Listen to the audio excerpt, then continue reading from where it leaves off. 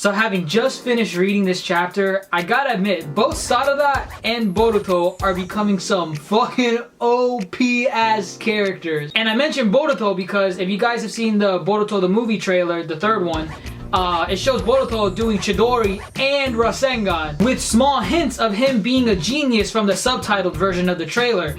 And by far, holy shit, Boruto knowing Rasengan, Chidori, and being a genius somewhat like Neji, OP ass character. Then we got Sarada bumping Sharingan all over the place. You know she's gonna maximize the shit out of that. Maybe not up to Mangekyo, but you know she's gonna get up there to at least the third Toma. And coming in with that Sakura strength with the Shana! I mean, damn. The potential visual prowess of Sasuke and the potential strength of Sakura. Sarada and Boruto, people. Let me tell you. So this chapter opens up pretty interestingly. Like, it shows Shin, Daddy Onion Shin, forming a hand out of knives, which is pretty bizarre. It kind of felt like a Transformer moment. And I don't know, for some reason on that panel with Perfect Susanoo with his wings spread out over clouds, endless clouds, I kid you not, I Believe I Can Fly from R. Kelly started playing in my head. Like, the scenery was just so perfect. It's like, what? And Sakura being Sakura, not being able to take out the main threat herself, Sasuke comes in, saves the day, grabs Daddy Shin, and like squeezes the fuck out of him. I mean, I feel like all the bones and internal organs in this guy's body have to be like crushed, because you see him like just snatch him out of the damn air, and the guy's like screaming. And Chocho being Chocho, still on that daddy shit. I mean, at this point, at least she's not too dialogue heavy compared to how she was earlier in Naruto Gaiden. But so as of right now, I can tolerate her to an extent. I mean, she's still on that daddy shit no matter what the hell is happening, no matter how many revelations we've had, she is still on that daddy shit saying, why isn't this guy my dad? Why isn't he my pappy? And we hit plot twist central with all of the baby onion heads attacking Big Daddy Onion Head. I mean, if you think about it, baby Shins are basically adopting the same ideology this fucked up guy had. Like, hey, evolve and expand, man. You're too old, get the fuck out. And one thing I'm not really understanding with Shin, Big Daddy Shin, is what is his obsession with the females like in this story? Because again, he's about to teleport out of there and then he's saying, let me take the girls too. And when he says girls, I'm assuming Sarada, Chocho, and Sakura. I guess I can understand Sarada, but when he says girls, he's using plural form, so I'm guessing he also means Chocho. And again, why Chocho? Why? For what? What do you need her for? I guess as a hostage situation, but no. And I'm assuming the other girl, if he's even counting up to 3, Sakura. Again, I don't see him referring to Sakura, but if he is, why the fuck would you take this girl with you? She is clearly a threat. Do not put her anywhere near you. And I don't know why. I know this was supposed to be a very serious moment, but I just found myself laughing when Sarada basically comes in and Sasuke's like, no, what are you doing? It's suicide. And then Sarada's like, I know what I'm doing, daddy. And Sarada basically punches that little ghetto statue, like little shit, right in the fucking eye. Like, it wasn't even like a powerful punch. It was just like a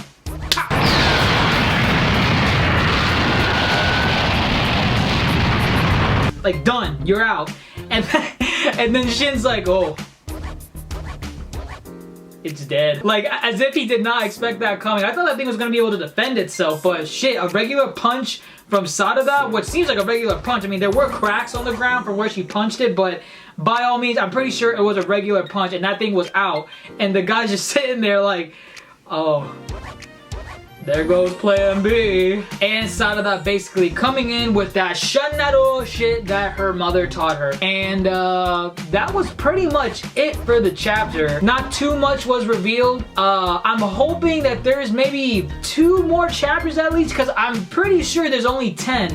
And if there's only 1 more chapter left, with so many questions left to answer, I mean, I'm hoping Kishi can manage to fit all that into 1 more chapter, if it is indeed only 10 chapters. And seeing how Kishimoto did the original Naruto manga with chapter 700 by just cramming every epilogue story context you would want into 1 chapter, I honestly wouldn't be surprised if he does the same thing with the next chapter in Naruto Gaiden. I'm just hoping there's maybe 2 more chapters just to spread it evenly, because this fight is seemingly not even over yet, because we still haven't seen Karin. Shin is still loose. We still don't know what the fuck is up with Sarada's bloodline and heritage or whatever the fuck her mom really is. But at least the fight is progressing. We got to the point where Sarada is basically coming in with that Sakura shit. And yeah, I actually enjoyed this chapter. Good battle chapter. And one final thing, when Sarada's coming in with that fucking Naruto shit, you see a panel with Sasuke smirking like, yeah, that's my daughter. So I'm hoping he takes this chance to realize, wow, not only is she my daughter, but she also has potential. Let me be a damn father to her.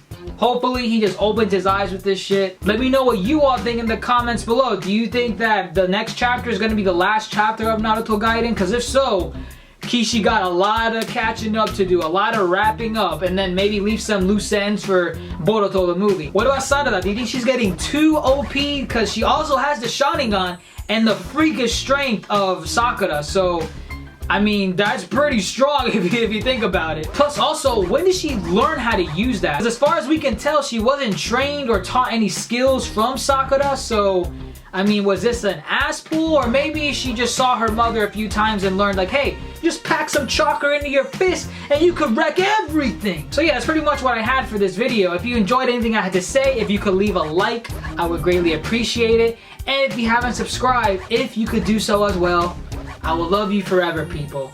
This is Ajax, and as always, stay beautiful.